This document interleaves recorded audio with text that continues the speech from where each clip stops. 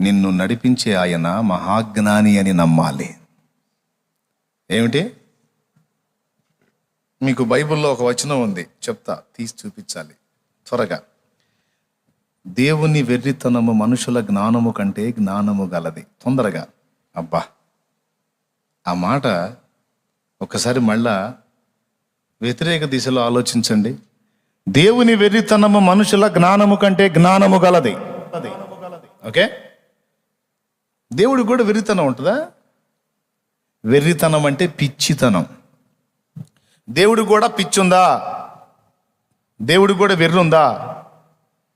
కానీ భక్తుడు అంటాడు, ఒకవేళ ఉంటే గింటే, దేవునికి కూడా ఒకవేళ పిచ్చి ఉంటే, దేవునికి కూడా వెర్రితనం ఉంటే, ఆ వెర్రితనం మనుషుల జ్ఞానం కంటే కూడా జ్ఞానము గలది అన్నాడు. దేవునికి ఒకవేళ వెర్రితనం ఉంటే, ఆ వెర్రితనం కూడా నీ జ్ఞానానికి మించిన జ్ఞానమయ్యా అంటాడు. వాస్తవంగా దేవునికి వెర్రితనం లేదు, పిచ్చితనం లేదు. కానీ కొన్నిసార్లు మన జీవితంలో ఆయన తీసుకునే నిర్ణయాలు, ఆయన నడిపించే విధానాలు, మనకు అనుమతించే పరిస్థితులు మన మట్టుకు మనకు కొన్నిసార్లు అంతే అనిపిస్తాయి, దేవుడు ఎందుకు ఇలా చేస్తున్నాడు అని. ఆ మాటకు అర్థం ఏంది? దేవుడు ఎందుకు ఇలా చేస్తున్నాడు అంటే పిచ్చి పనులు చేస్తున్నాడు అనేగా. నీ డైలాగ్ అర్థం ఏంది అసలు? దేవుడు ఎందుకు ఇలా చేస్తున్నాడు, ఎందుకు ఇట్లా చేస్తున్నాడు అంటే పిచ్చి పని అనేగా. ఓకే, నీకు పిచ్చి పనిలా కనపడ్డ దానిలో కూడా మహాజ్ఞానం దాగి ఉంది, అది గుర్తుపట్టు నువ్వు అంటాడు. ప్రపంచంలో ఎందుకు అసలు దేవుడు ఎట్టు వదిలేశాడు? దేవుడు ఈ గందరగోళం ఏంది అసలు? అంత పిచ్చి పిచ్చిగా ఉంది ఈ సృష్టి అంతా కూడా, అంత గందరగోళంగా ఉంది, వెర్రితనంగా ఉంది. అసలు ఆయన రావటం ఏంది, భూమి మీదకి వచ్చి ఆయన ప్రాణం పెట్టడం ఏంది, వెర్రితనం. దేవుని చేష్టలు కొంతమందికి పిచ్చితనంలా కనపడతాయి. ఆయన రావటం ఏంది, ఆయన దెబ్బలు తింటం ఏంది, ఆయన మానవాకరులో రావటం ఏంది, ఆయన ఉమ్ములు సహించటం ఏంది, ఆయన సిలువను ఎక్కటం ఏంది, ఏంది ఇది పిచ్చిగోల? ఒరే ఒరే ఒరే ఒరే, పిచ్చితనమా? ఆయన సిలువ కొంతమందికి వెర్రితనము ఉంది. ఆ మాట అక్కడే ఉంది, 1 కొరింథీలోనే, 1వ అధ్యాయంలోనే. నశించు వారికి నీ సిలువ వెర్రితనముగనున్నది. నశించు వారికి నీ సిలువ వెర్రితనముగనున్నది. రక్షింపబడుచున్న పాపికి దేవాని శక్తి అయి ఉన్నది. రక్షింపబడుచున్న పాపికి దేవాని శక్తి అయి ఉన్నది. నీ రక్తమే నన్ను శుద్ధీకరించు, నీ రక్తమే నా బలము. సిలువ వెర్రితనం కొంతమందికి. సిలువ వెర్రితనం అని మీరు అనుకుంటున్నారుగా, ఆ వెర్రితనాన్నే ఉపయోగించి అనేక మందిని రక్షించుకున్నట దేవుని చిత్తమై ఉన్నది. దేవుడు చేసే కార్యాలు కొన్నిసార్లు మనకు అర్థం కావు, పిచ్చి పనుల్లాగా ఉంటాయి. దీనికి పక్కాగా సూటబుల్ అయ్యే ఒక ఎగ్జాంపుల్ చాలా కాలం క్రితం చెప్పా. ఒక దైవజనుడు చెప్పగా విన్నాను నేను. అది కొంతమంది నేను ఎగ్జాంపుల్ చెప్తే అందులో లాజిక్లు దేవులాడతారు. ఎగ్జాంపుల్లో పులి మాట్లాడిద్ది, పిల్లి మాట్లాడిద్ది, ఎలుక మాట్లాడిద్ది, ఏవైనా మాట్లాడతాయి. కవి మాట్లాడిస్తాడు, ఎలుక ఎట్ట మాట్లాడిద్ది అని పిచ్చి లాజిక్లు దిగకూడదు, చెప్పింది వినాల. అందులో ఉన్న విషయం ఏందో పట్టుకోవాలి, కానీ చెప్పే ఎగ్జాంపుల్స్లో లాజిక్లు దేవులాడకూడదు. రాజు అరణ్యంలో ప్రయాణమే వెళ్తున్నాడు. కొంచెం దూరం వెళ్ళిన తర్వాత వేట రందిలో పడి దారి తప్పాడు. పొయ్యి అడవి, పెద్ద మహా అడవి అది. అడవిలో దారి తప్పితే ఇక వాడు ఇంటికి చేరతాడన్నది నమ్మకాలు తక్కువ. ఈ మధ్య కాలంలో కూడా అడవిలో గుప్త నిధులు ఉన్నాయని పాపం 2-3 పోయారు గుప్త నిధులు. ఆ గుప్త నిధుల సంగతి ఏమో కానీ వీళ్ళు అడవిలో దారి తప్పి నీళ్లు లేక తిరిగి 3 రోజులకి అక్కడొకడు చచ్చిపోయారు. చివరికి వాళ్ళు ఎవరో ఒకటి జాడాను పట్టుకొని ఒక శవం దొరికి దాన్ని బట్టి మిగిలినవి కూడా దేవులాడారు. అడవిలో దారి తప్పితే ఇంకంతే ఇల్లు చేరు. ఈ రాజు దారి తప్పి వెళ్ళిపోయాడు. పోతా ఉన్నాడు. రాజు కాబట్టి భయపడలేదు, ధైర్యంగా వెళ్తా బాగా నట్ట అడవిలోకి వెళ్ళిపోయాడు. ఇక జనసంచారం కానీ ఇక ఏది కూడా ఉండని ప్రమాదకరమైనటువంటి ప్రదేశం అన్నమాట. ఆ ప్రదేశంలోకి వెళ్ళిపోతే అక్కడ ఒక అందమైన కొలను కనపడుతుంది. అందమైన కొలను అంటే సరస్సు అంటే తెలుసుగా, చిన్న కోనేరు. అది చిన్నది కాదు, ఒక రకంగా ఉంది. ఆ కోనేటి దగ్గర రాజు జీవితకాలంలో చూడలేనటువంటి ఒక అద్భుతమైన సౌందర్యవంతురాలైన దేవకన్య అక్కడ నిలిచింది. అసలు ఆమె సౌందర్యం చూసి ముగ్ధుడై పరవశుడైపోయాడు మహారాజు. దారి తప్పాను, ఇల్లు ఎట్ట చేరాలన్న ఆలోచన మర్చిపోయి ఆమె సౌందర్యాన్ని అలాగనే చూస్తూ కొంత సమయం గడిపేసి ఇక ఉండబట్టలేక ఆమె ఎదుటికి వెళ్ళాడు. ఆమె అడిగింది, ఎవరు నువ్వు, ఎందుకు వచ్చావు? నేను ఫలానా రాజ్యపు మహారాజును, దారి తప్పాను, ఇక్కడికి వచ్చాను, నిన్ను చూశాను, ఇక నేను ఇంకా ఎటు చూడలేకపోతున్నాను అన్నాడు. అంటే ఏమిటంది? నిన్ను అమితంగా ప్రేమిస్తున్నాను అన్నాడు.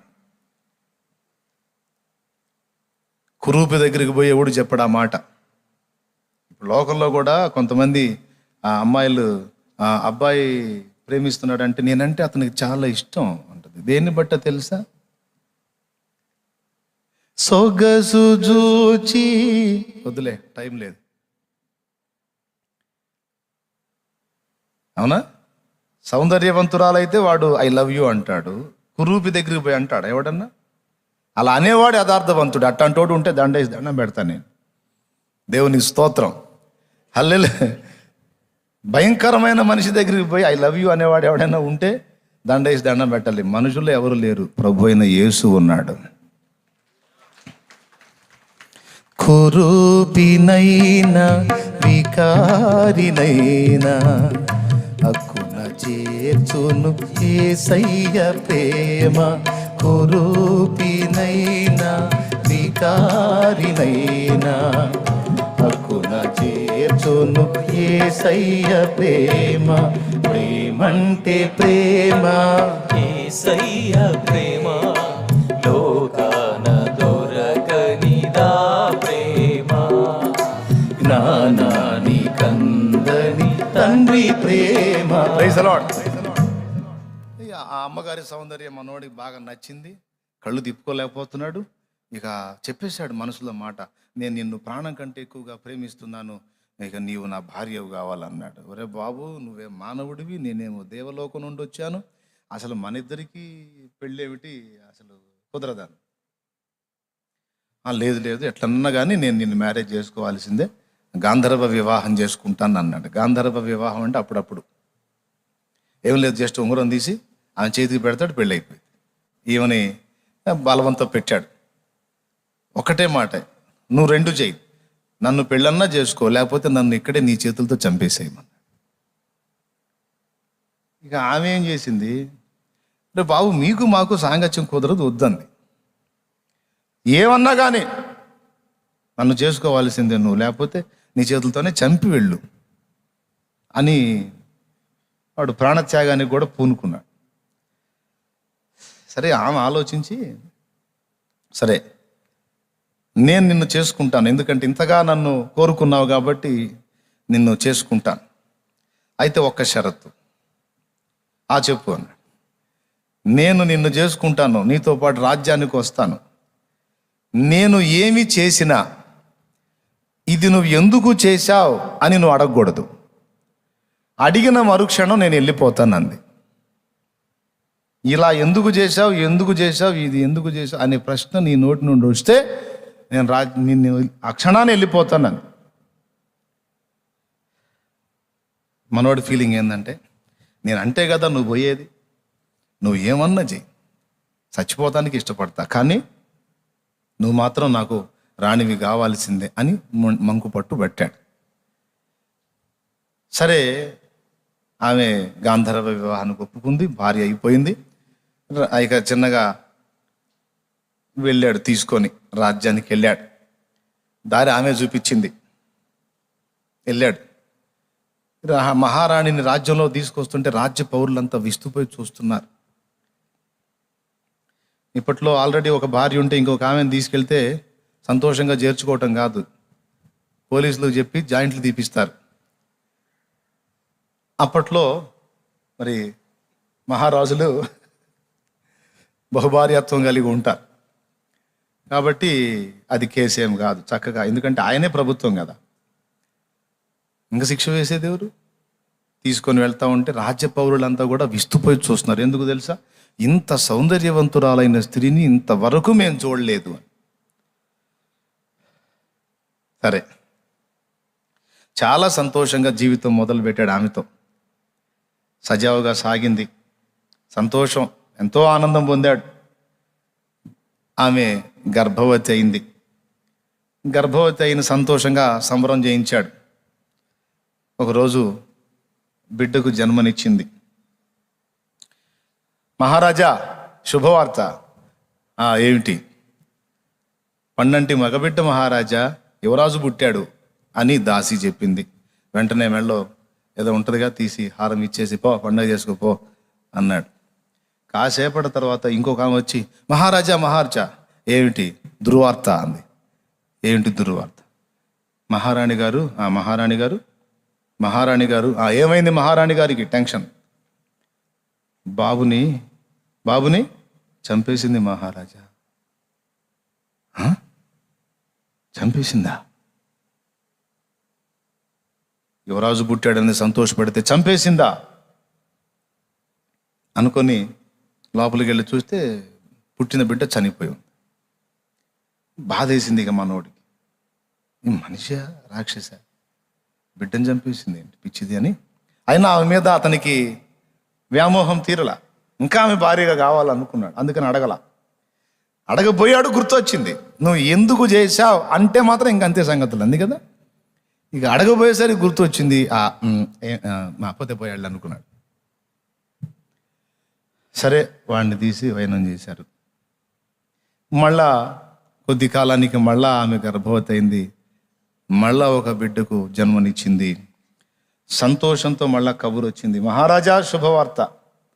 ఏమిటి? మహారాణి గారు పండంటి మగబిడ్డకు జన్మనిచ్చింది. ఆహా, సంతోషం. కాసేపటికి మళ్ళా దుర్వార్త. మహారాజా, మహారాణి బిడ్డను చంపేసింది.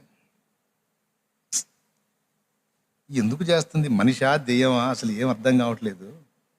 కష్టపడి నెలలు నిండు మోసి బిడ్డను కని చంపేస్తుంది మూర్ఖురాలు. ఇది మనిషా దయ్యమా అని డౌటు.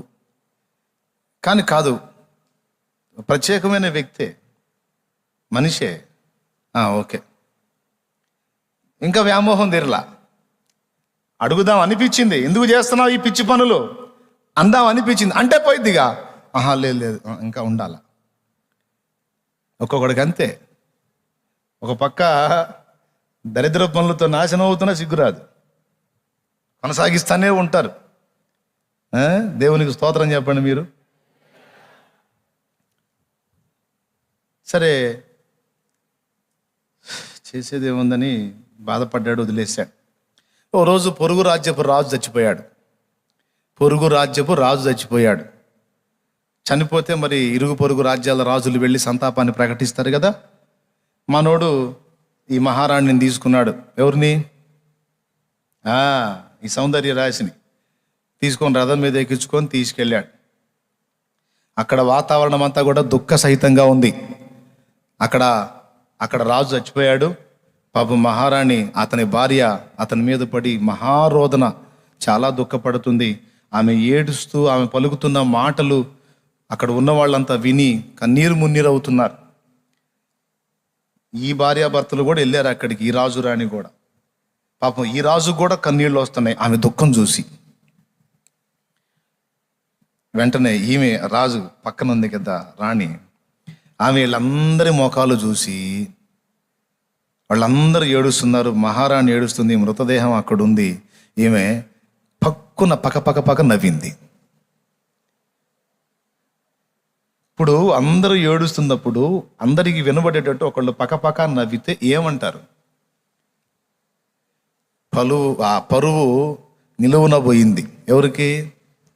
అప్పుడు కొంచెం డౌట్ వచ్చింది, ఏదో మెంటల్ దానిలాగా ఉందని. అర్థమైందా? సరే, ఇక్కడ ఉండకూడదు, నువ్వు అర్జెంటుగా ఇక్కడ నుంచి పక్కకి పదా అని ఆమెను పక్కకి తీసుకెళ్ళి ఆ మహారాజును హత్య చేసిన వాడిని ఉరి తీస్తూ ఉంటే అక్కడికి తీసుకెళ్ళాడు. ఎందుకంటే అక్కడ దుర్మార్గుడు శిక్ష పొందుతున్నాడు కనుక అక్కడ నవ్వినా ఇబ్బంది లేదని. నవ్వుతుందిగా, ఆపుకోట్ల, అక్కడ నుంచి పక్కకు తెచ్చినా సరే నవ్వుతానే ఉంది. సరే, ఈ నవ్వేదో అక్కడ నవ్వితే ఇబ్బంది లేదని ఉరి తీసే స్థలానికి తీసుకెళ్ళాడు. అక్కడ ఆ రాజును హత్య చేసిన వాడిని ఉరి తీస్తున్నారు. ఉన్నోళ్ళందరూ తగిన శాస్తి జరిగింది, బాగా బుద్ధి చెప్తున్నాడు, అంతే చేయాలని అందరూ నవ్వుతా ఆ కార్యక్రమాన్ని చూస్తుంటే ఏం ఏడుస్తుంది. చూడండి, నవ్వాల్సిన దగ్గర ఏమో ఏడుస్తుంది, హత్య చేసిన హంతకుడు శిక్ష పొందుతుంటేనేమో ఏడుస్తుంది, హత్య గావించబడి అన్యాయం అయిపోయిన వాడు దగ్గర ఏమో నవ్వుతుంది. కన్ఫర్మ్ చేసుకున్నాడే, మెంటల్ రకం లాగుంది, చాదస్తపదే, పిచ్చిదాన్ని చేసుకున్నాను ఏంటి, నేను పిల్లల్ని చంపుతుంది, ఎక్కడ నవ్వాలో తెలియదు, ఎక్కడ ఏడవాలో తెలియదు అని కోపం వచ్చి ఎందుకు చేస్తున్నావు అనబోయాడు. అనబోయి మళ్ళా నువ్వు ఆ మాట అంటే పోతానందిగా, ఆహా ఇంకా మమకారం. సరే, ఏదో ఆ మాట అణుచుకున్నాడు, ఆ కార్యక్రమం అయిపోయింది, పక్కకి వెళ్ళిపోయారు. మళ్ళా గర్భవతి అయింది, మళ్ళా బిడ్డ పుట్టాడు.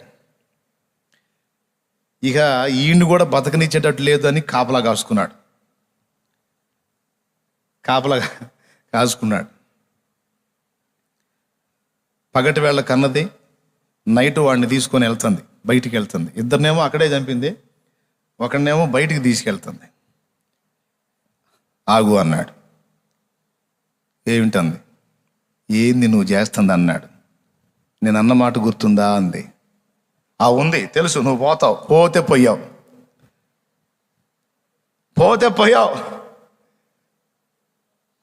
వాడిని మాత్రం నువ్వేం చేయొద్దు అన్నాడు. ఏం చెయ్యను నేను అంది. ఎందుకు చేయవు, ఇద్దరిని చంపావుగా అన్నాడు. వీడిని మాత్రం చంపనంది. నాకు ఇచ్చేయి, నాకు అడ్డు తగిలావు, ఎందుకు చేస్తున్నావు అని అడిగావు కాబట్టి ఇక నేను బయలుదేరుతున్నాను అంది.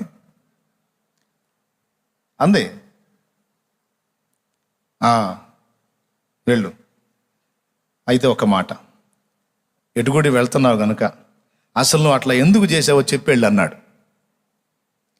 నువ్వు అట్లా ఎందుకు ప్రవర్తించావో, అట్లా ఎందుకు చేసావో కొంచెం చెప్పెళ్ళు అన్నాడు. అప్పుడు ఆమె చెప్పింది, మేము దేవలోకంలో ఉంటాం, మీరు నరలోకంలో ఉంటారు, మీకు ప్రస్తుతం గతం మాత్రమే తెలుసు, గతం తెలుసు జరిగిపోయింది కనుక, ప్రస్తుతం తెలుసు జరుగుతుంది కనుక, కానీ భవిష్యత్తు తెలియదు మీకు. మాకు దేవుని దగ్గర నుండి అదనపు శక్తి ఉంటుంది కనుక మాకు గతం తెలుసు, ప్రస్తుతం తెలుసు, భవిష్యత్తు కూడా మాకు తెలిసిపోయిద్ది, మాకు అర్థమైద్ది. మీకేమో తెలియదు. మొదటి బిడ్డని ఎందుకు చంపాను అంటే, నువ్వు నాకు భర్తవి, ఒక పతివ్రతగా నీ ప్రాణాన్ని కాపాడాల్సిన బాధ్యత నాకుంది. వీడు పెరిగి పెద్దవాడై నిన్ను హత్య చేస్తాడు. వీడు పెరిగి పెద్దవాడై నిన్ను హత్య చేస్తాడు, రాజ్యం కోసం దుర్మార్గుడు అవుతాడు. అందుకే వానికన్నా కూడా నాకు నువ్వు ముఖ్యం గనుక వాడిని ఆ పసిప్రాయంలోనే చిదిమేశాను, అంటే నీకు కీడు కలగకుండాన్నట్లు. మరి రెండో వాడిని ఎందుకు చంపావు? వాడు శత్రువులతో చేతులు కలిపి వాడు కూడా అలాంటి క్రమంలోనే నీతో పాటు రాజ్యాన్ని కూడా ఎఫెక్ట్ చేసే అవకాశం ఉంది వాడు. అది నేను ఎరిగి వాడిని కూడా మొగ్గ దశలోనే చిదిమేశాను.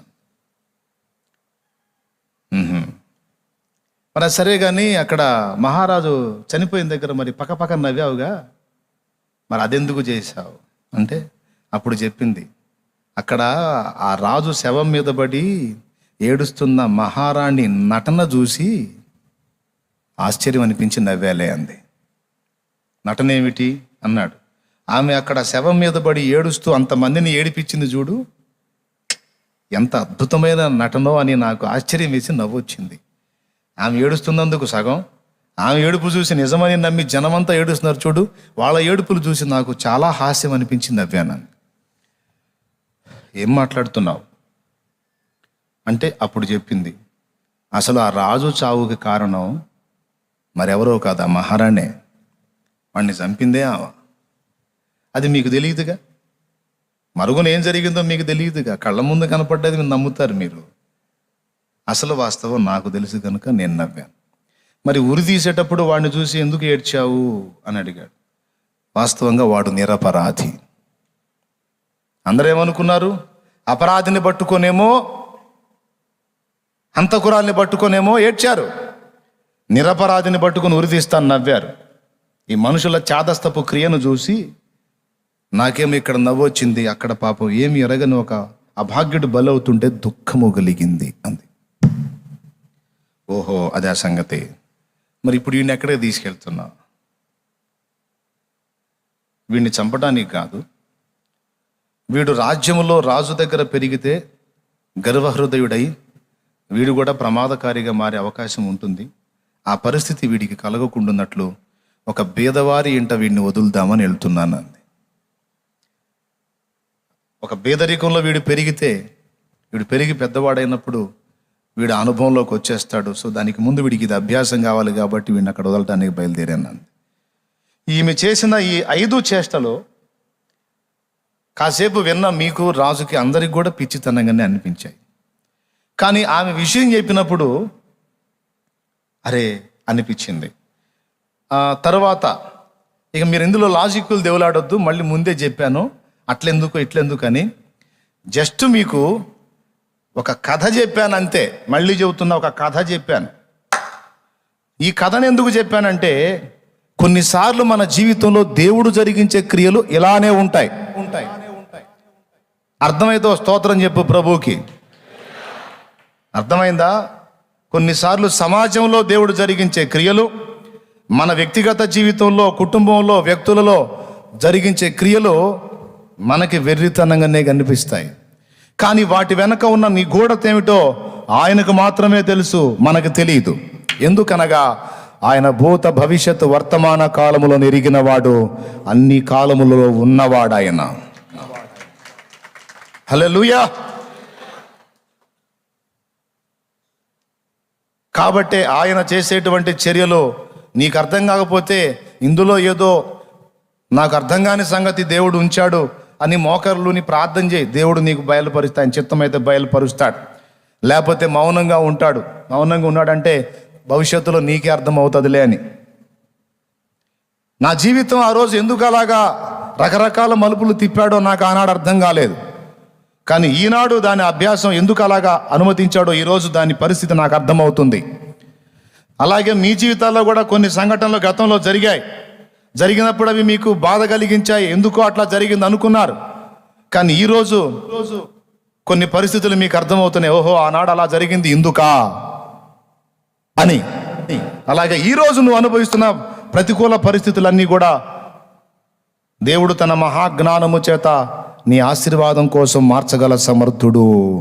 సమస్తము కూడా నీ మంచి కొరకే కలిపి జరిపిస్తున్నాడు. దేవుని ప్రేమించావు చూడు, దేవుని ప్రేమించి హత్తుకున్నావు చూడు, అయిపోయింది, లిస్టులో పడ్డావు. ఇక సమస్తము కూడా సమకూడి నీ మేలు కోసమే వస్తాయి. అందులో నీకు కీడుగా కనిపించేది కూడా నీ మేలు కోసమే. ఇది ఎట్లా మేలైద్ది అంటే మోకాళ్ళేసి కూర్చో చెబుతాడు, లేకపోతే చూస్తా ఉండు ఎట్లా మేలైద్దు భవిష్యత్తు నీకు చెప్పిద్ది.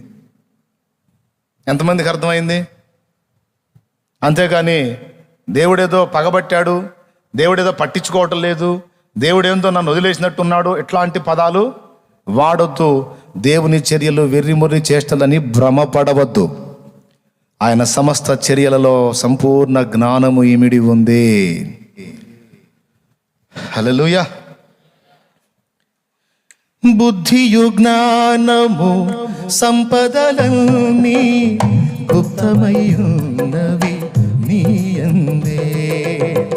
బుద్ధియు జ్ఞానము సంపదలన్నీ గుప్తమయ్యున్నవి నీయందే. ఇహ పర సుఖములు మెండుగా నొసగి, ఇహ పర సుఖములు మెండుగా నొసగి, ఇలవర్దిల్లగ చేయుమయా.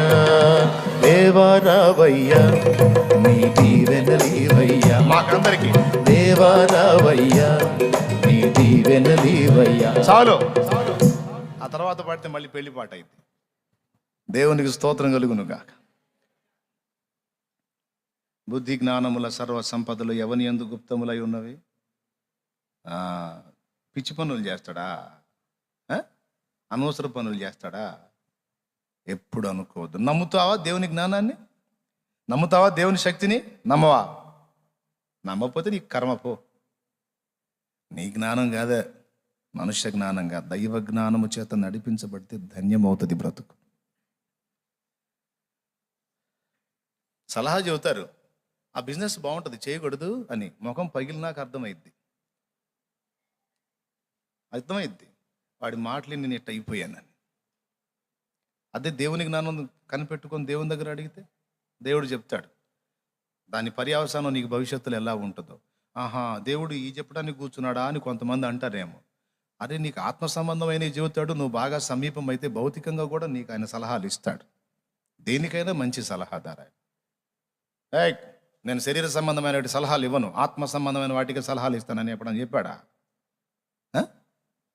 భక్తులు ఆ పాత నిబంధనలో చూడండి, భక్తులకు భౌతిక విషయాల్లో జోక్యం చేసుకున్నాడు, ఆత్మ సంబంధమైన విషయాల్లో కూడా రెండిటికీ ఆయనే సమాధానం ఇచ్చి తన జ్ఞానము చేత నడిపించి వాళ్ళ జీవితాలు ధన్యం చేసి ఈ గ్రంథ పుటల్లో వాళ్ళ పేర్లు లిఖించాడు.